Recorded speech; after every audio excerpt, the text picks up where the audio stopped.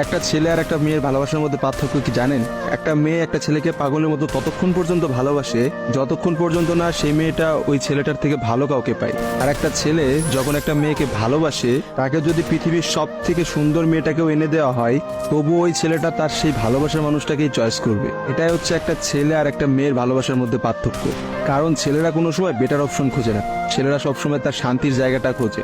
আর একটা ছেলে একটা মেয়েকে যতটা ভালোবাসতে পারে, একটা মেয়ে তার এক গুণও ভালোবাসতে পারে না। ছেলেদের ভালোবাসাটা ভয়ঙ্কর রকমের সুন্দর হয়, কারণ একটা ছেলে যখন একটা মেয়েকে মন থেকে ভালোবাসে, সেই মেয়েটার থেকে ভালো কোনো অপশন সে কখনো মাথার মধ্যে চিন্তাই করে না। ছেলেদের ভালোবাসার সাথে কারোর ভালোবাসার তুলনা করা যায় না। ছেলেরা তাদের ভালোবাসার মানুষটাকে যেমন অন্য কারোর সাথে সহ্য করতে পারে না, ঠিক তেমনই একটা ছেলে কখনোই তার ভালোবাসার মানুষটাকে রেখে অন্য কোনো মানুষের পিছনে কখনো ঘুরঘুর করে না। ছেলেরা কখনো কোনো বেটার অপশন বা কোনো সুন্দরী মেয়ে দেখলে তার গার্লফ্রেন্ডকে ভুলে যেতে পারে না।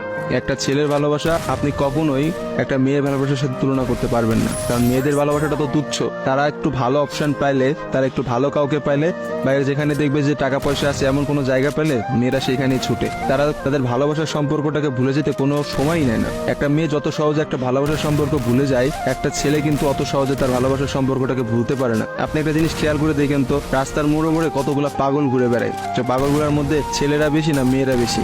আসলে নারীর ছলনার কাছে হেরে গিয়ে কিন্তু ছেলেরা পাগল হয়ে যায়। আর তারাই কিন্তু সমাজে নানা রকম জায়গায় ঘুরে বেড়ায়। রাস্তাঘাটে দেখা যায়, বাজারে দেখা যায়, হাটে দেখা যায়, তাদের আসলে সব জায়গায় দেখা যায়। আর কয়টা মেয়েরে আপনি দেখছেন পাগল হইতে বলে? ভালোবাসার বিচ্ছেদের পর একটা ছেলে নিজেকে কোনোভাবেই ঘুরিয়ে নিতে পারে না, অথচ একটা মেয়ে কিন্তু খুব সহজেই তার নিজেকে ঘুরিয়ে নিতে পারে। একটা মেয়ে কিন্তু নতুন একটা সংসারে যায়, নতুন মানুষকে পায় এবং সে সবকিছু ভুলে যেতে পারে। আসলে ভাই, নারীদের ছলনা বোঝার ক্ষমতা না ছেলেদের এখনো হয় নাই। একটা কথা আছে, ইতিহাস কিন্তু সাক্ষী যে নারীরা কিন্তু চরম ছলনাময়ী। আপনি কখনোই একটা নারীর ছলনা ধরতে পারবেন না।